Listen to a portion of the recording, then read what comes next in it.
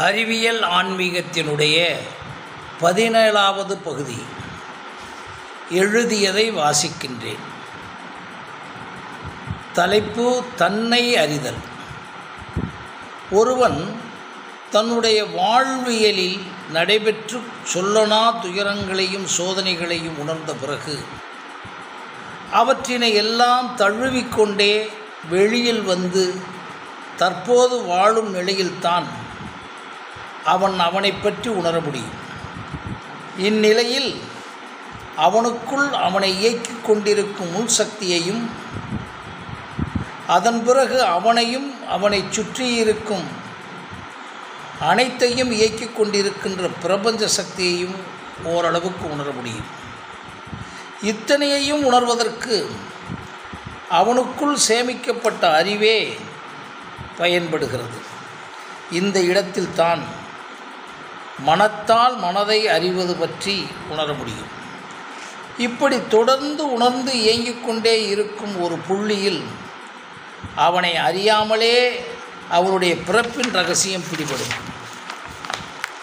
அதுவரை அவன் அது பற்றி எவ்வளவு படித்திருந்தாலும் அவைகள் அவனுக்குரிய நுண் செய்திகளாகவும் விவாதங்களுக்குரிய கருப்பொருளாகவும் பயன்படும். தன்னை மிகப்பெரிய அறிவாளியாக காட்டிக்கொள்ள அது பயன்படும். ஆனால் அவனுடைய தொடர் அனுபவத்திற்குட்படாது. அனுபவத்திற்குள் வருவதற்குள்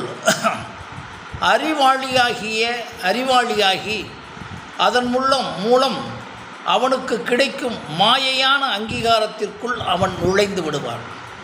இதனால் அனுபவத்திற்குள் அவனால் வர முடியாத நிலை ஏற்படும். இதை தவிர ஒரு மனிதன் ஒன்றினை அனுபவித்த பிறகே அவன் உணர முடியும் என்பது இறுதி உண்மையாக இருந்த போதிலும் இறுதி உண்மைக்குள் அவன் வர மறுத்து விடுவான். ஏனென்றால் அனுபவம் என்பது உடலையும் மனத்தையும் கசக்கி பிழிய வேண்டியதோடு தன்னுடைய நேரம் பொருள் அனைத்தையும் தெரிந்தே இழக்க வேண்டியதாகிவிடும். இன்றைக்கு இருக்கக்கூடிய குறுக்கு வழி பொருள், புகழ், பதவி தேடலுக்கு மத்தியில் அனுபவப்பட யார்தான் முனைவர்? இதனால்தான் பலர் இறைவனை எளிமையாக நம்பி அவரோடு கான்ட்ராக்ட் போட்டுவிட சில மீடியேட்டர்களை காட்ஸ்மேன் என்று சொல்லிக் கொண்டிருப்பவர்களை நம்பிவிடுகிறார்கள். இதையெல்லாம் மீறி ஒருவன் நிகழ்வையும் அனுபவித்து உணரும் நிலையில்தான் அவன் தன் இருப்பை அல்லது பிறப்பை ஓரளவாவது உணர முடியும். ஒரு மனிதன் தன்னுடைய இருப்பையும் பிறப்பையும் உணரும் நிலையில்தான் அவன் சுதந்திரனாக தொடங்குகிறான். தலைப்பு இரண்டாவது எண்ணம் இல்லாத நிலை, நோ செகண்ட் தாட். ஒன்றை பற்றி இரண்டாவது எண்ணமும் தோன்றாத நிலை ஒருவனுக்கு ஏற்படும் நிலையே அவனுடைய நிலைத்த தன்மையாகும். இந்நிலையில்தான் அவன் சலனமற்ற நிலையில் இருப்பது வெளிப்படுகிறது. அங்கேதான் மனம் காணாமல் போகிறது. எதை பார்த்தாலும், எதை கேட்டாலும், எதை சுவைத்தாலும், எதை உணர்ந்தாலும் அவனுடைய இறுதி உண்மைகளை அந்நொடியே உணரும் தன்மை இருக்கும்போது அவனுக்கு இரண்டாம் எண்ணத்திற்கு இடமே இல்லை. அந்நிலையில் மூளையின் அதிர்வலைகள் ஆல்ஃபா அளவிற்குள் சென்று டெல்டா அளவிற்குள் பரவும் நிலை ஏற்படும். ஏனென்றால் உள்வாங்கப்படும் ஒவ்வொன்றும் நேரடியாக அறிவின் வழியாக அனாவசியமாக பிரிடாமினேஷன் ஆகாமல் இயங்கினால் உள்ளிருக்கும் மெய்யறிவின் வழியாக கிளியர் கிறிஸ்டலாக அனைத்தும் புலப்பட்டுவிடும். உள்வாங்கும் உணர்வுகள் பொறிகள் வழியாக மனத்தின் வழியாக அறிவின் வழியாக சென்று இறுதியாக இருக்கும் மெய்யறிவின் மீது படுகிறது. இந்நிலையில் எப்பொருள் எத்தன்மை தாயினும் அதனுடைய மெய்ப்பொருளை மெய்யறிவு கண்டுணர்ந்தவுடன் இரண்டாம் எண்ணமே எழாமல் நேரடி உண்மை விளங்கிவிடுகின்றன. இந்நிலையில் உடல் உள்ளம் அனைத்தும் அனாவசிய அதிர்வலைகள் இல்லாத பரிசுத்த சக்தியின் இயக்கத்தில் இயங்குகின்றன. தலைப்பு: எண்ணங்களின் வலைதளம். எண்ணங்களின் வலைதளம். ஒவ்வொரு நொடியும் காற்றின் நடுவில் தான் வாழ்கிறோம். அதை போன்றே எண்ணங்களின் நடுவே தான் நாம் வாழ்ந்து கொண்டிருக்கிறோம். காற்றை நாம் பார்க்க முடியாது, காற்றை நாம் உடனே தொட்டுவிட முடியாது. அது தொட்டால்தான். காற்றை நாம் பார்க்க முடியாது போன்று எண்ணத்தை நாம் பார்க்க முடியாது. காற்று நம்மை கேட்காமல் நமக்குள் புகுந்து கொண்டு பல்வேறு வடிவங்களில் வெளிவருகிறது. இதை போன்றுதான் நம்மை சுற்றியுள்ள எண்ணங்கள் பக்கத்தில், சற்று தள்ளி, தூரத்தில், மிக மிக எட்டாத தூரத்தில் வலம் வந்து கொண்டே இருக்கும். ஒவ்வொரு எண்ணத்திற்கும் நியூரானிக்கல் நெட்வொர்க் போன்று அது சம்பந்தப்பட்ட எண்ணங்களோடு தொடர்பு கொண்டு அந்த எண்ணத்தையும் இழுத்து கொண்டு வந்துவிடும். தோண்ட தோண்ட நீர் வருவது போல் ஒரு எண்ணத்திற்குள் நுழைந்தவுடன் அது சம்பந்தப்பட்ட எண்ணங்கள் முதல் எண்ணத்தின் துணை கொண்டு நம்மை சேர்த்துவிடும்.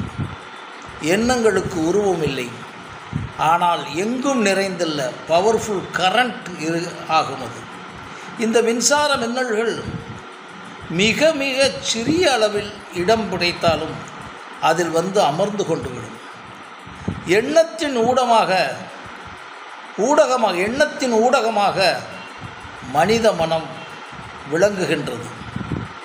தனி மனிதனாக தனக்குரிய எண்ணங்களை பெற முடியாவிட்டால் கூட்டாக அது சம்பந்தமான எண்ணங்கள் பொதிந்த மனிதர்களோடு கலந்தாய்வு செய்யும் போது அந்த தனி மனிதனுக்குரிய அல்லது அந்த தனி கருத்திற்குரிய எண்ணங்கள் வந்துவிடும். இங்குதான் கூற்று கலந்தாய்வுகள் ஏற்பட்டன. ஆனால் ஒருவரிடமிருந்து எண்ணங்களை திருட்டு விசிடி போன்று பலர் இயங்குகின்றனர். Observation without ப்ரீடாமினேஷன். தலைப்பு: எந்த எண்ணமும் அற்று உள்வாங்குதல் உடனே எல்லோருக்கும் ஏற்பட்டு விடாது.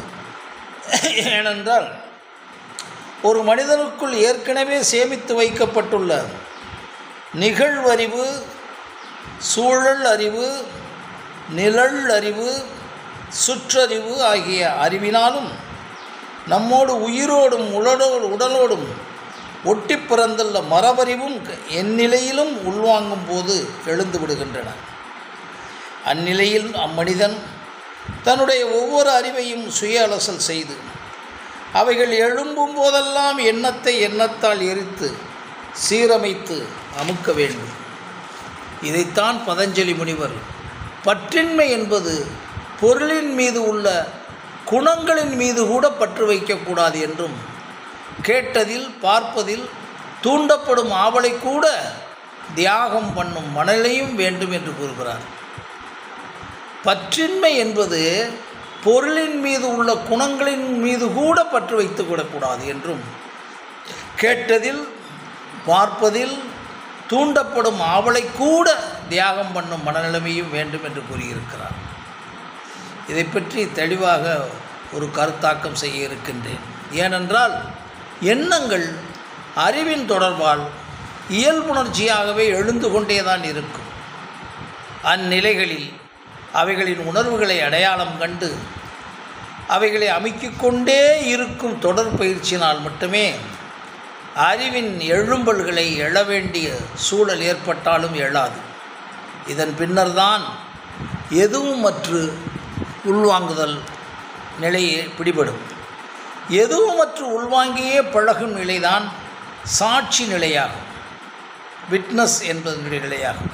இந்நிலையில் பிரம்மானந்த யுக்தி கூறுவது போல் அக்கினியில் போட்ட செத்தை போன்று எண்ணங்கள் எழுந்தவுடன் எரிந்து போய் உள்வாங்கும் ஒவ்வொன்றும் நேரடியாகவே மூளைக்குள் சென்று உடனுக்குடன் ரசாயன மாற்றம் அடைந்து உடனே மின்னல் போன்ற அவுட்புட்டாக வெளிவந்துவிடும். இந்நிலையில் மூளையில் பதிவு செய்த பிறகு காத்திருக்க வேண்டியதில்லை. ப்ரீடாமினேஷனுடன் உள்வாங்குதலுக்குத்தான் ப்ரீடாமினேஷனுடன் உள்வாங்குதலுக்குத்தான் மிக அதிக நேரம் காத்திருந்து அவுட்புட் பெற வேண்டும். அவுட்புட்டும் சில நேரம் முழுமையாக உண்மையாக வெளிவர வாய்ப்பில்லை. ஆனால் அப்சர்வேஷன் வித்தவுட் ப்ரீடாமினேஷனில் உடனுக்குடன் உண்மையான அவுட்புட் கிடைக்கும். மூளையின் இயல்பான இயக்கம் என்பது உள்வாங்குதலையும் உள்வாங்குதலில் ஏற்பட்ட எண்ணங்களும் ஏற்கனவே மூளையில் உள்ள அறிவும் சேர்ந்து ரசாயன மாற்றம் உருவாகும் நிலையும், அதாவது காம்புட்டேஷன் நிலையும், அதன் பிறகு வெளிவரும் அவுட்புட்டையும் சார்ந்ததாகும். இத்தகைய உள்வாங்குதலை பொறுத்துத்தான் ஒரு மனிதன் மன அழுத்தமோ அல்லது மன அமைதியோ கணக்கிடப்படுகிறது. ஒரு மனிதனின் மன அழுத்தமோ அல்லது மன அமைதியோ கணக்கிடப்படுகிறது. மூளையை அதனுடைய இயற்கையான இயக்கத்தில் விட்டுவிட்டால் தானாகவே மின்னல் போன்று உள்வாங்கப்பட்டதற்குரிய அப்போதைய முடிவுகளை கொடுத்து கொண்டே இருக்கும். உள்வாங்கப்படும் நிகழ்வில் நம்முடைய அவசரமோ அவசியமோ ஆணவமோ அனாவசியமோ கலந்தால் நிச்சயமாக 100% உள்வாங்குதல் ஒழுங்காக நடைபெறாது.